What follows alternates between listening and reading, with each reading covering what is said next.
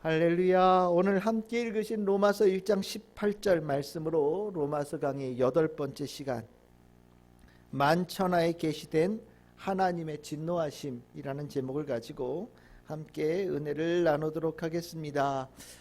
우리 지난주에 로마서 1장 16절 17절 복음 우리의 자랑이라는 제목을 가지고 함께 은혜를 나눴는데 참 중요한 말씀이에요. 그 로마서 1장 16절 17절의 말씀이 이제 1장 18절서부터 8장까지 계속해서 이어가면서 하나하나 꼼꼼하게 바울은 자신이 그 복음에 대해서 가르치고 싶었던 것들을 아주 세세하게 가르칩니다. 오늘은 이제 그 복음에 대해서 첫 단추부터 시작되어지는 본문이 시작되어지는 거예요.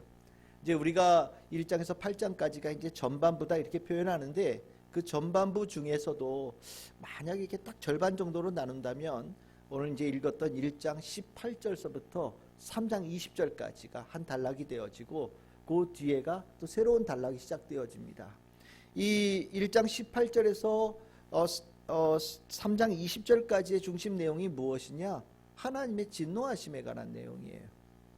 하나님의 진노하심이 모든 죄인들에게 향한다라는 것을 적어주고 있어요. 그래서 이제 그 중에서도 오늘 읽었던 이제 18절서부터 32절까지는 모든 사람들, 여기서 이제 모든 사람들이라고 얘기할 때는 이방인들에게 또 하나님의 진노하심이 있다라는 얘기를 하고 있고, 그 다음에 2장 1절에서부터 3장 8절까지는 유대인들도 하나님의 진노하심에서 벗어나지 않아 있다, 모두 그들도 하나님의 진노하심 아래 있다라는 얘기를 길게 적고 있고, 그 다음에 이제 이걸 두 개를 합하여서 3장 9절에서 20절까지는 이방인이나 유대인이나 다 하나님의 진노의 심판 아래 있다라고 이야기를 합니다. 그래서 우리가 이제 이 1장 18절에서부터 3장 20절까지 이 본문을 가장 중요한 구절을 두 개를 뽑아라 이렇게 얘기하면 이 1장 18절하고 3장 9절 이 두 개의 본문을 꼽습니다. 1장 18절 우리 아까 읽었듯이 하나님의 진노가 하늘로부터 나타난다. 이게 중요한 첫 번째 주제가 되는 거예요. 그러면서 3장 9절에는 어떻게 되어 있습니까? 유대인이나 헬라인이나 다 죄 아래에 있다, 이렇게 얘기합니다. 다 죄 아래에 있어서 하나님의 진노를 받게 되어진다라고 얘기를 합니다. 이제 그리고 이제 이 단락이 끝나고 나면 3장 21절에는 이제 새로운 이야기가 시작되어져요. 거기에 이제 율법 외에 하나님의 한 의가 나타나서 이렇게 이제 시작되어지면서 하나님의 의를 얘기를 쫙 풀어가기 시작합니다. 여러분들 17절에 그 얘기 있었잖아요. 복음에는 하나님의 의가 나타나서 이렇게 돼 있죠. 이제 하나님의 의가 나타난다, 이게 무슨 의미냐가 3장 21절서부터 쫙 이어져 가요. 우리가 로마서를 읽을 때 어려워하는 부분이 이 부분이에요. 우리가 복음에 관한 내용들이 굉장히 많고 은혜를 받을 준비를 가지고 로마서를 이렇게 읽거든요. 근데 처음에 인사말이 딱 끝나고 나서 1장 18절서부터 3장 20절까지니까 굉장히 긴 분량입니다. 굉장히 긴 분량을 하나님께서 심판하신다, 하나님의 진노 아래 있다, 너희들은 모두 죄인이다라는 얘기가 쫙 이어져 나오다 보니까 이게 복음으로 은혜를 받으려고 로마서 이렇게 읽다가 움찔하는 일들이 일어나요. 그러면서 어려워라고 얘기를 합니다. 실은 어렵다라는 얘기가 정말 이야기가 어려워서 그러냐, 그런 건 아닌 것 같아요. 그냥 불편한 거죠. 내가 이렇게 듣기에 좀 불편하니까 그냥 어렵다라는 걸로 대강 이렇게 얼머무리는 것 같은데, 오늘 이 진노하심이라는 주제를 바울이 복음을 설명하면서 제일 앞에다가 딱 얘기하고 있고, 또 이 진노하심으로 복음을 풀어내는 시작을 만들었다라고 하는 거 굉장히 중요한 거예요. 바울이 생각할 때 복음을, 예수 그리스도의 복음, 하나님의 복음을 귀하게 받아들이는데 하나님의 진노하심을 이해하는 것이 필수라는 것을 얘기하는 겁니다. 그러면 이제 우리는 하나님의 진노하심이 도대체 뭐냐? 뭐 이런 궁금증이 들죠. 우리가 진노, 이 진노라는 단어가 어떤 의미인지 우리가 먼저 좀 살펴봤으면 좋겠어요.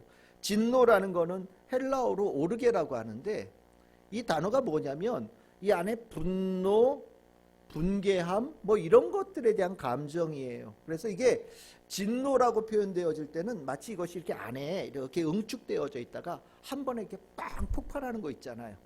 예? 그래서 뭐 마치 우리 그 영화에 많이 나온, 제가 자주 하지만 뭐 우리 아버지를 죽인 원수 뭐 30년 동안 칼 갈았다 뭐 이런 거 있잖아요. 30년 동안 이 안에다가 이렇게 그 보복이라는 감정을 이렇게 안고 있는 거예요. 그리고 어느 날 내가 준비되었다고 생각되어지면 갑자기 뻥 이제 그것을 이제 발현시키죠. 그게 바로 이 진노라는 단어예요. 그래서 이 진노라고 하는 이 단어 안에는 미움의 감정이 기본적으로 깔려 있어요. 굉장히 미운 거죠. 누군가에 대한 미움의 감정을 가지고 있는 게 진노예요. 그래서 사람들에게 이 진노라고 하는 거는 뭐 여러분들이 보실 때 썩 아름다운 그런 모습은 아니죠. 누군가를 뭐 죽이려고 하는 마음을 늘 가지고 있고 미움을 가지면서 산다라고 얘기할 때 어떻게 이게 좋은 마음이 되겠어요. 그래서 이제 우리가 인격적으로 성숙한 사람들은 대체적으로 이 진노에 관한 부분을 좋지 않게 여기고 또 이것을 최대한도로 억제시켜야 되고 잘 제어할 수 있어야 된다라고 얘기하고, 야고보서에서는 특히 크리스찬들은 이 부분을 잘 제어해야 된다라는 걸 가르칩니다. 야고보서 1장 19절에서 20절 보시면 너희들 성내기를 더디해라 이런 얘기가 나오거든요. 이 성낸다라는 게 바로 그거예요. 진노하는 거, 빡 터뜨리는 거, 위험을 가지고 살아가는 거, 이런 걸 더디할 수 있어야 된다, 제어할 수 있어야 된다는 얘기를 합니다. 진노라는 표현이 썩 좋지 않은 표현, 우리가 약간 부정적인 의미를 가지고 있다는 것은 깨달을 수 있을 거라는 생각이 들어요. 그러면 이 진노가 하나님에게 붙으면 어떻게 되느냐? 하나님께서 진노하신다, 막 속에 막 응축되어 있던 화를 갑자기 뻥 터뜨리신다. 뭔가 조금 하나님하고 어울리지 않는 것 같다라는 느낌이 드시지요. 근데 우리가 이 진노가 사람에게 쓸 때는 그런 의미지만 인간에게 쓸 때는 좀 그런 의미지만 하나님께 쓸 때는 이 진노하심이 조금 색깔이 바뀌어요.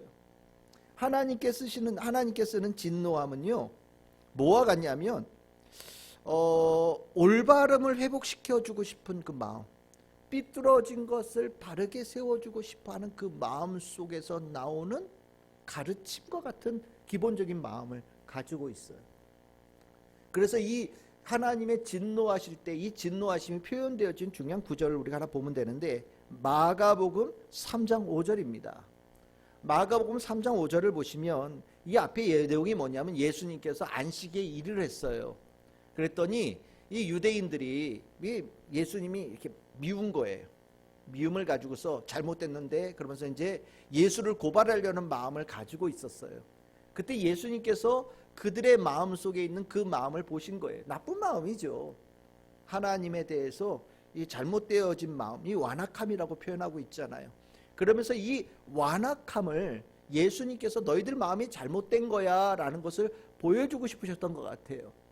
가르쳐주고 싶으셨던 것 같습니다. 그때 그들을 가르치고 올바르게 세워줘야겠다는 마음을 뭐라고 표현하고 있냐면 탄식하고 노하셨다라고 표현해요. 이 노하셨다라는 게 그 내용입니다. 그래서 예수님께서 뭘 하셨느냐, 뒤에 보시면 아픈 사람에게 손을 내밀으라고 한 다음에 그 손을 고쳐주셨다 이렇게 얘기 나오잖아요. 그렇죠? 안식일에 예수님께서는 병든 사람 고쳐주신다라는 거예요. 그게 하나님께서 안식일에 하시고자 하는 뜻이라는 겁니다.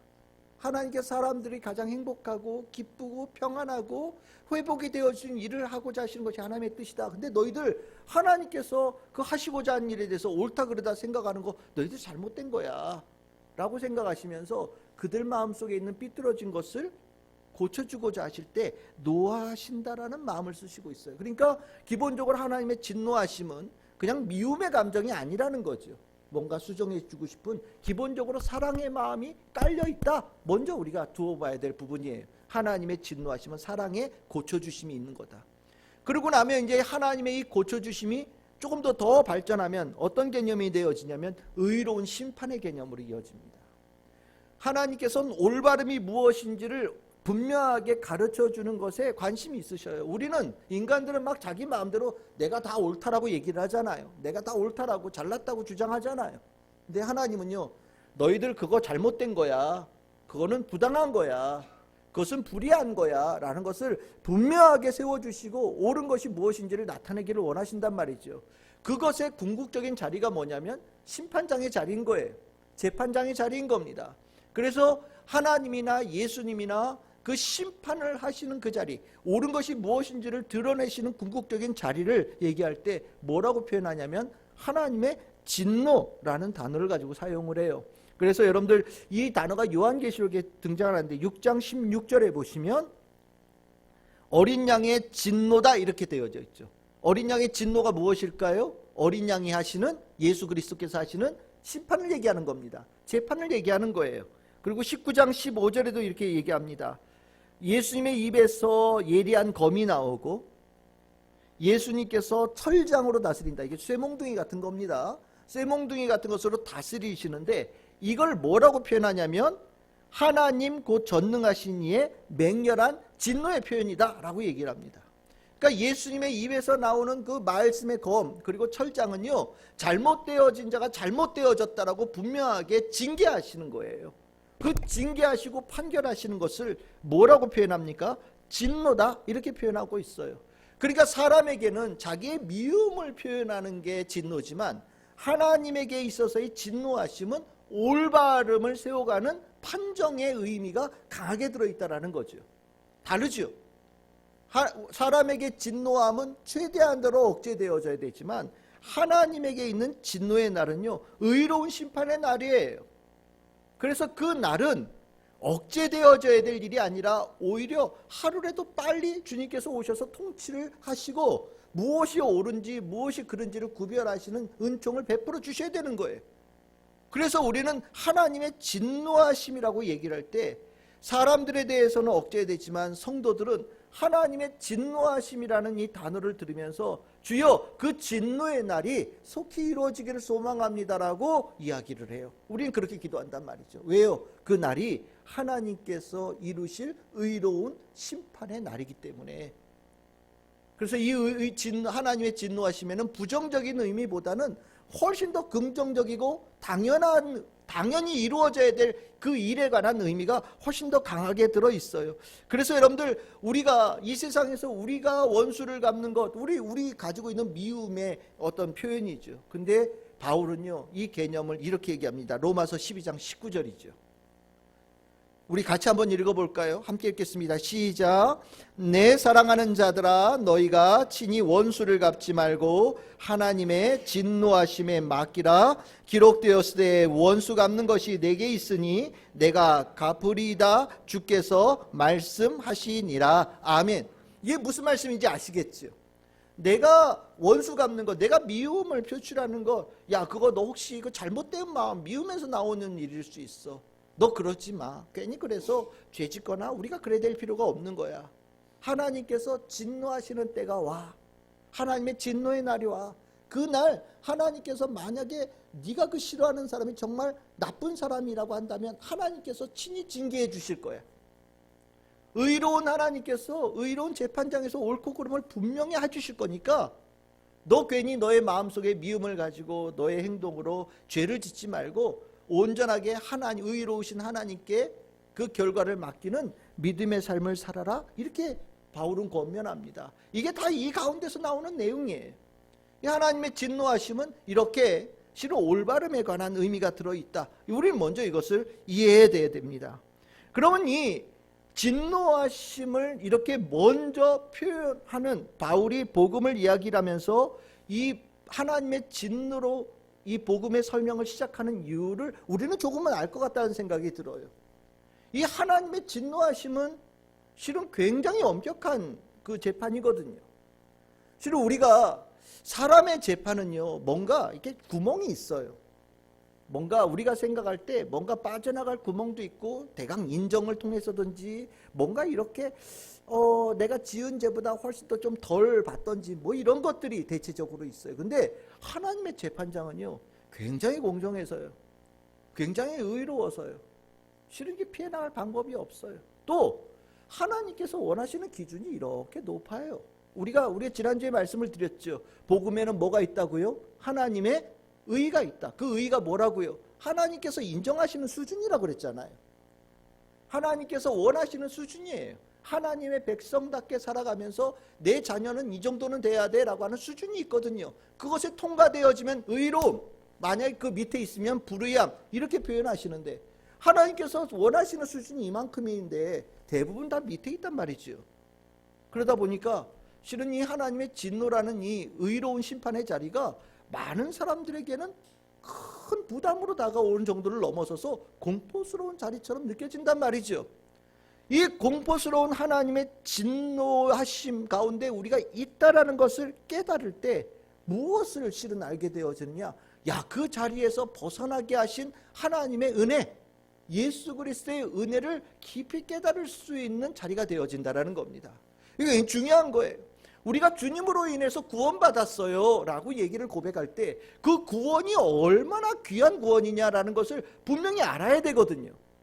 그냥 말로만 저 구원받아서 너무 좋아요 라는 정도로 되어진다면 그 구원받기 이전의 상태가 어떤 상태인지 전혀 가늠을 하지 못하는 사람이에요. 우리가 예수 그리스도가 아니었으면 하나님의 진노하심에 그대로 노출되어져 있는 거예요. 피할 방법도 없고요. 하나님의 진노하심 앞에 무엇이 남을 게 있겠어요. 그런데 예수님께서 우리에게 오셔서 하나님의 진노하심을 본인이 다 받으시고 우리를 하나님의 진노로부터 풀어내시는 은혜를 베푸셨다라는 겁니다. 그래서 우리는 그렇게 얘기하죠. 이 십자가의 자리가 구원의 자리라고 얘기하잖아요. 근데 이 자리가 그 이전에 어떤 자리냐면 하나님의 모든 진노하심이 응축되어진 자리예요. 모든 인류를 향하여서 가지고 계셨던 하나님의 진노하심이 모두 쏟아진 자리가 이 자리입니다. 그 하나님의 진노하심을 누가 받으셨느냐? 예수님께서 받으셨다라는 거예요. 그래서 예수님께서 십자가에 달리셔서 말씀하신 내용 중에 그런 내용이 있잖아요. 아버지 어찌하여 나에게 이런 일을 하십니까? 어찌하여 나를 버리십니까? 정말 예수님께서 십자가에서 얼마나 그 하나님의 진노하심이 크고 깊었는지 예수님께서도 그 진노하심을 다 받으시면서 고통스러웠다는 거예요. 그게 우리의 죄짐이지요. 그 하나님께서 내리신 진노하심의 깊이를 우리가 제대로 안다면 예수님께서 우리에게 행하신 복음의 은혜, 구원의 은총이 얼마나 깊은지를 제대로 알 수 있는 자가 되어지는 겁니다. 그래서 로마서 5장 9절에서 10절에 바울이 이렇게 얘기를 해요. 5장 9절 10절입니다. 그러면 이제 우리가 그의 피로 말미암아 의롭다 하심을 받았으니 더욱 그로 말미암아 진노하심에서 구원을 받을 것이다. 또 곧 이것은 우리가 원수 되었을 때에 그의 아들이 죽으심으로 말미암아 하나님과 화목하게 된 것이다. 이렇게 얘기합니다. 이게 굉장히 중요한 얘기죠. 예수님께서 십자가에서 하나님의 모든 진노하심을 다 받으셨다. 그래서 피를 흘리셨다. 그 피 흘리심으로 하나님께서 모든 죄값을 예수님에게 다 맡기셨고 죄값이 다 풀어졌다. 예수님께서 그 피 흘리심으로 결국 그 의로움을 우리에게 덧입혀 주셨다. 우리는 어떻게 됐냐? 그래서 우리는 하나님의 진노하심에서 벗어난 자가 되어졌다라고 얘기하는 거예요. 그리고 그것을 넘어서서 단순하게 하나님의 진노로부터 벗어난 것을 넘어서서 하나님과 화목하게 되어지는 데까지 예수님께서 모든 것을 다 이루셨다라고 얘기합니다. 바울은 이 예수 그리스도께서 이루시는 그 이야기를 할 때마다 하나님의 진노하심에 관한 이야기를 항상 먼저 하는 거예요. 왜? 이거 있어야 예수 그리스도께서 하신 일이 도대체 무엇인지를 제대로 깨달을 수 있기 때문에. 하나님의 진노하심을 모른다면 예수 그리스도의 십자가에서 하신 일을 알 수 있는 방법이 없기 때문에 하나님의 진노하심을 가장 먼저 얘기하고 그것을 통해서 우리가 복음의 은혜를 제대로 누릴 수 있도록 얘기하고 있어요. 그래서 우리의 믿음은요, 철저하게 예수 그리스도에 의한 믿음으로 기반되어져 있는 거예요.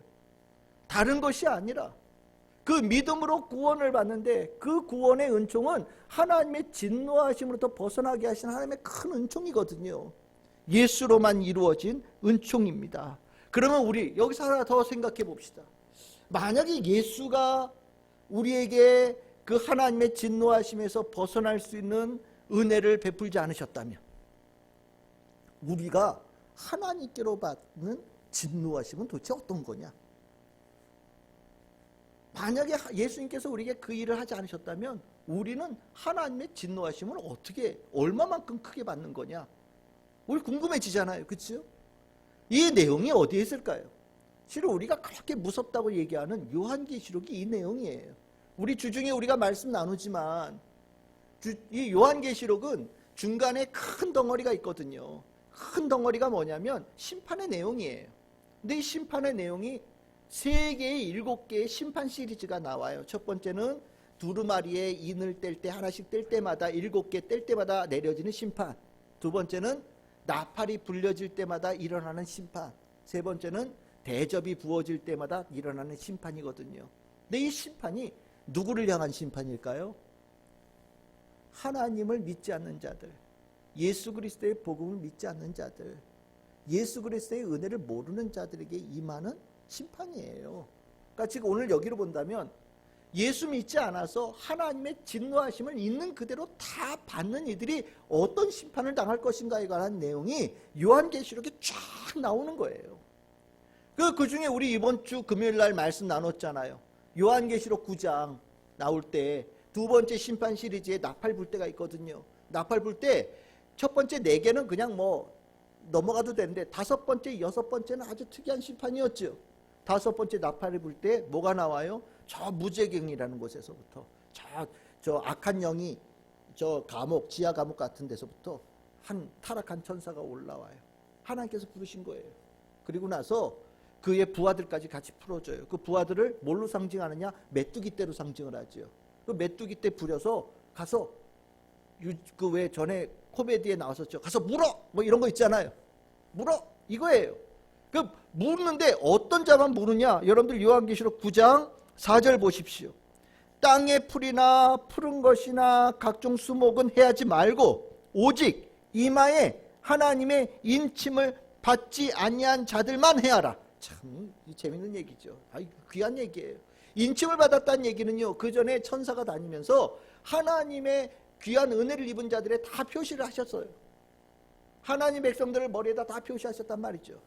그 표시가 다 끝난 다음에 하나님께서 타락한 천사를 올려가지고 너 부하들 데리고 가서 물어! 이렇게 한 거예요. 이 무는데 얼마나 세게 깨무냐면 여러분들 5절에 보시면 죽이지는 못하게 하시고 5달 동안 괴롭게만 하시는데 그 괴롭게 함이 전갈이 사람을 쏠 때 괴롭게 함과 같고 그 날에는 사람들이 죽기를 구하여도 죽지 못하고 죽고 싶으나 죽음이 그들을 피하리로다. 이렇게 얘기합니다. 얼마나 고통스러우면 죽고 싶은데 죽음이 피해 다녀요. 그러니까 계속해서 고통이 더해지는 거예요. 우리가 심판을 얘기할 때, 하나님 심판 얘기할 때 이게 최종도 아니에요. 그냥 앞에 있었던 간단한 아주 잠깐 5달 지나가는 고통인데 죽기보다 더한 고통이다. 누구에게요? 하나님의 진노하심에 그대로 노출되어져 있는 자에게 있는 심판의 모습이에요. 그럼 이게 끝이냐? 6번째 나팔은 뭐였습니까? 이제 이 하나님께서 이번엔 4개의 천사를, 타락한 천사 넷을 불러요. 넷을 불러서 야 너희들 4명에게 2억의 너희들 졸개를 데리고 예수 믿지 않는 자들 가서 죽여라. 이렇게 명령하셔. 허락해 주셔. 그랬더니 어떻게 했냐? 막 말에 뭐 콧구멍에서 뭐 연기 나오고 뭐 화염이 나오는 그 2억의 그 사단이 부리는 군대가 온 땅을 돌아다니면서 3분의 1의 사람을 죽인다. 이렇게 얘기합니다. 이게 심판의 세계 시리즈의 가운데 시리즈거든요. 그러니까 마지막 세 번째 시리즈는 이거보다 훨씬 더 강하죠. 우리가 여기 분명히 알 수 있어요. 분명히 알아야 돼요. 예수 믿지 않았으면, 우리가 예수님의 은혜가 아니었으면 이 심판 우리가 받을 심판이에요. 모든 사람들에게 있는 심판이라는 거예요. 하나님의 진노하심 속에 있는 자들이 다 당할 모습이 요한계시록에 쫙 나와 있어요. 요한계시록의 말씀을 보면 실은 이게 두 가지죠. 예수 은혜가 아니면 이러한 고통 속에 모두가 노출되어져 있다. 두 번째는 우리 믿음 가진 사람이 이렇게 예수께서 우리에게 주신 은총이 이렇게 귀한 거다. 그러니까 어떤 일이 있어도 믿음 놓지 말고 끝까지 예수 붙잡고 살아가야 된다. 예수님께서 너희들을 진노로부터 이렇게 풀어주셨는데, 벗어나게 하셨는데 너희들이 죄를 지어서 하나님의 진노 안으로 도로 기어 들어가는 거는 그건 잘못된 거 아니냐라고 이 요한계시록에서는 고민하고 있는 거예요. 왜냐하면 이 당시에 많은 박해가 있었거든요. 박해가 다른 게 아니죠. 우리의 믿음을 흔들 만한 것들이 수없이 많다는 거예요. 그런데 이 사도 요한은요, 요한계시록을 통해서 예수 그리스도로 은혜 입은 자들의 그 귀한 은혜를 절대 놓지 말아야 될 이유를 요한계시록의 이 계시를 통해서 우리에게 가르쳐 주는 겁니다. 그러니까 우리는 알아야 돼요. 예수님 아니면 요한계시록의 심판이 다 우리가 받아야 될 심판이었다. 하나님의 진노하심이 이렇게 나타나고 우리는 그 앞에서 어떠한 대처도 할 수 없는 미약한 존재가 될 수밖에 없다는 것을 우리는 분명히 알아야 됩니다. 그러면 이제 우리는 여기 하나 더 가야 되죠. 그러면 하나님께서 진노하신다라고 하는 것, 이것에 대해서 우리는 어떻게 반응해야 되는가? 그래, 하나님의 진노하심이 있어. 그래, 알겠어. 그래, 얘기했어요. 그래서 지금 뭐 해야 돼? 당장 해야 돼? 급한 거야? 나중에 되는 거 아닌가? 우리 그러잖아요. 언제 믿으실래? 아이, 죽기 전에 믿으면 되죠, 뭐. 예수 믿으셔야죠. 아유, 알아요. 죽기 전에 믿으면 돼요. 천천히 믿을게요. 이런 얘기 많이 하셔요. 제가 예수님, 하나님 있는 건 압니다. 제가 느끼고 삽니다. 근데 뭐 급한 거 아니잖아요. 좀 천천히 하면 되죠. 이런 얘기하는 분들 꽤 많거든요. 그렇게 여유를 부려도 되는가? 바울은 그런 생각이 전혀 아닌 거예요.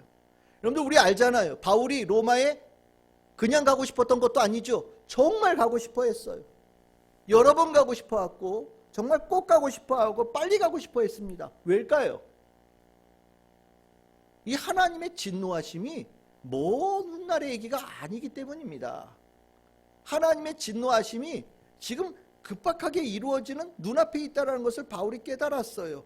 그것을 어떻게 얘기했냐? 우리 아까 다시 읽었던 로마서 1장 18절에 이렇게 얘기합니다. 하나님의 진노하심이, 하나님의 진노가 하늘에서부터 뭐 했다고요? 나타났다라고 얘기를 해요. 로마서 1장 18절에 이 하늘에서부터 나타났다라는 이 나타났다라는 단어가요, 아까 1장 17절에서 제가 말씀드렸잖아요. 하나님의 의가 복음에 나타났다, 이렇게 말씀드렸죠. 하나님의 복음이, 하나님의 의가 나타났는데 18절에 가면 하나님의 진노하심도 나타났다라고 표현을 해요. 여러분들, 하나님의 의는 나타났죠. 예수님을 통해서 하나님의 의가 나타났죠. 이미 이루어진 거예요. 이미 이루어진 거예요. 그러면 하나님께서 진노를 나타내신다라고 하는 것도 멀리 떨어져 있는 얘기가 아니라는 거예요. 하나님께서 예수님을 통해서 구원의 은총을 나타내셨으면 이제 그에 또 동시에 하나님의 진노도 나타날, 쌍으로 나타날 때가 되었다라는 것을 바울은 직감한 겁니다. 이게 굉장히 중요한 거예요. 이 나타났다라는 단어가 일반적인 단어가 아니에요. 여러분들이 나타났다라는 게 아포칼립토라고 하는 단어인데, 여러분들 이 단어가 요즘 그 애들 게임 이런 거 할 때 많이 나와요. 이게 묵시라는 개념이에요. 아포칼립스, 아포칼립틱, 다 같은 단어거든요. 우리가 보통 이걸 뭐라고 표현하냐면 계시라고 표현해요. 우리가 요한 계시록 할 때 그 계시가 이거예요. 묵시라고 할 때 그 묵시도 이거예요. 그러니까 단순하게 하나님의 진노가 나타났다는 게 아니라 하나님께서 의도적으로 나 화났어, 나 의로운 심판을 행할 거야 라는 것을 세상을 향하여서 알리셨다라는 거예요. 하나님께서 너희들에게 구원을 베푸셨다라고 적극적으로 알리셨던 것처럼 하나님께서 이제 진노하심으로 심판을 내리실 것이다라는 것도 더불어서 적극적으로 알리고 계신다라는 겁니다. 그러니까 진노하심이 멀리 있는 게 아닌 거죠. 아주 가까이 있는 거예요. 지금 눈앞에 와 있다라고 바울은 본 겁니다.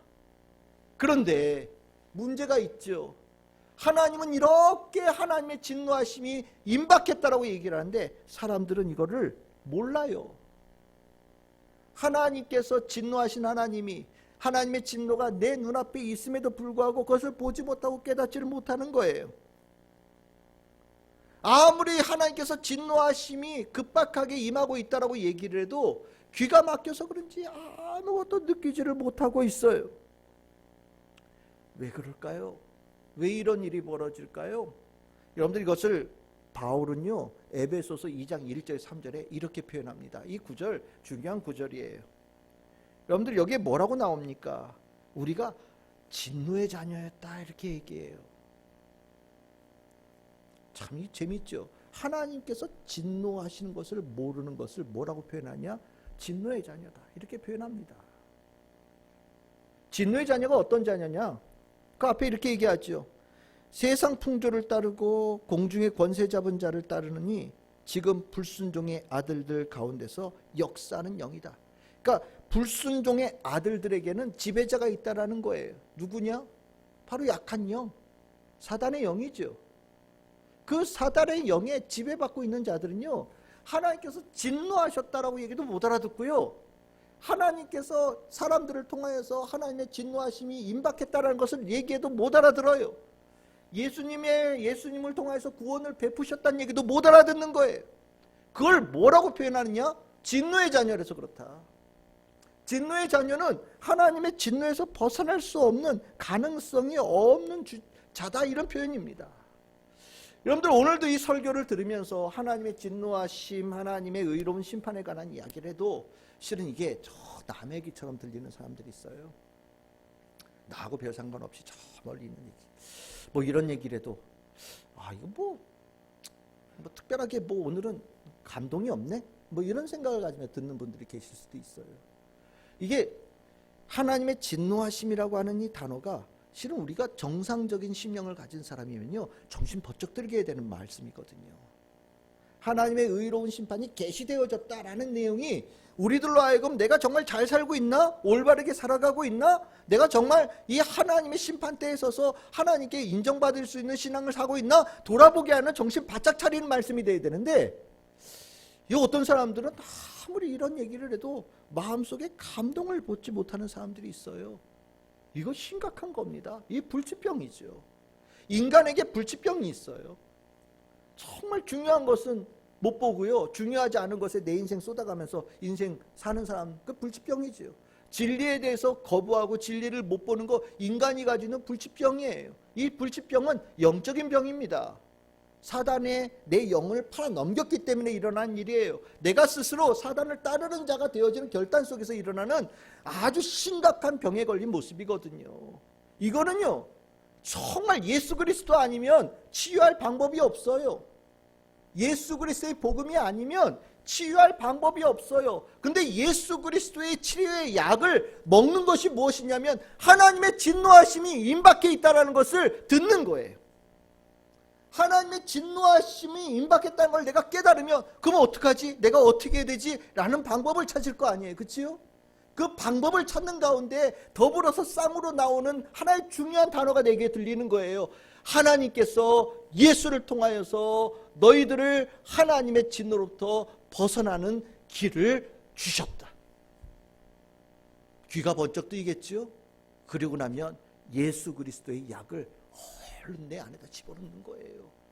그렇지 않으면 하나님의 진노로부터 벗어날 길이 없어요. 여러분들 그 세례 요한이 예수님 앞에 와가지고요 세례 막 베풀었죠. 그런데 세례 요한이 세례를 베푸는 자리에 이 바리새인들도 이렇게 슬금슬금 왔거든요.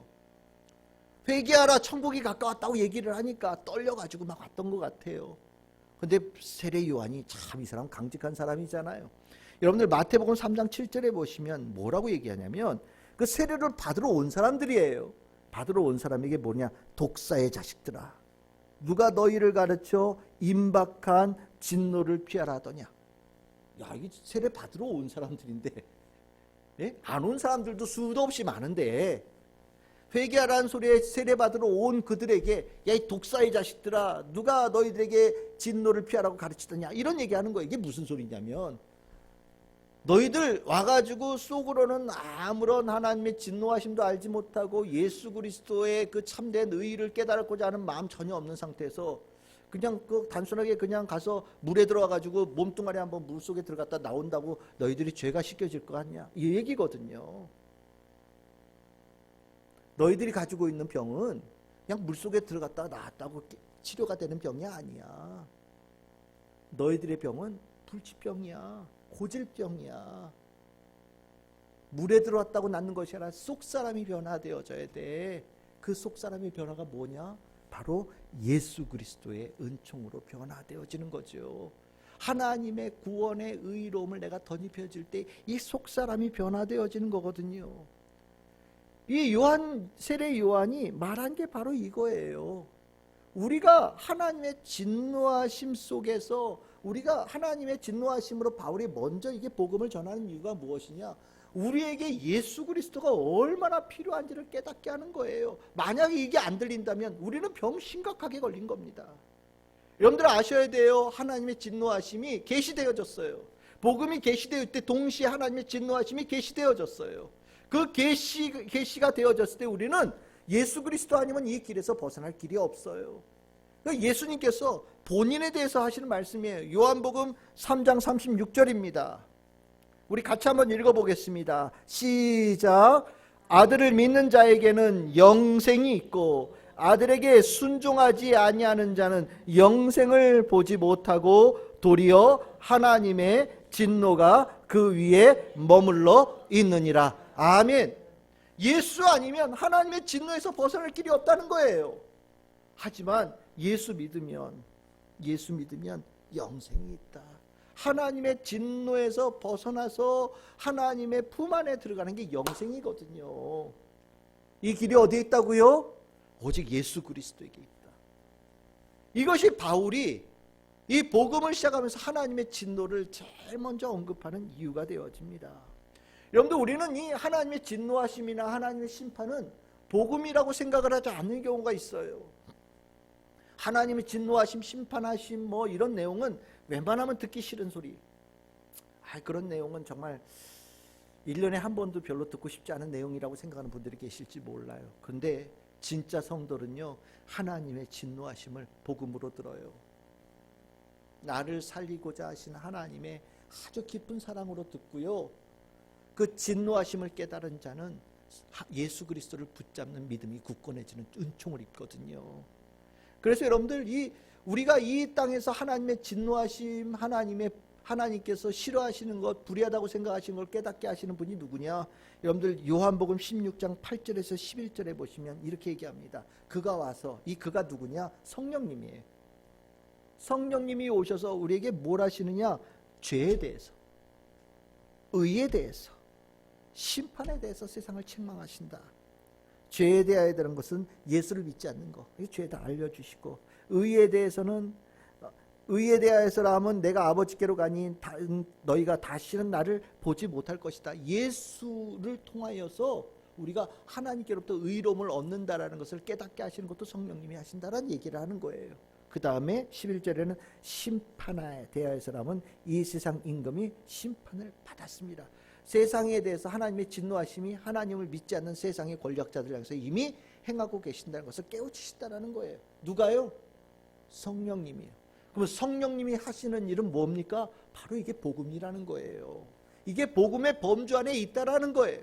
우리가 믿음 생활을 할 때 이것에 대한 확고한 깨달음이 있어야 제대로 신앙생활을 할 수 있는 길이 열린다라는 것을 예수님께서 말씀하시는 겁니다.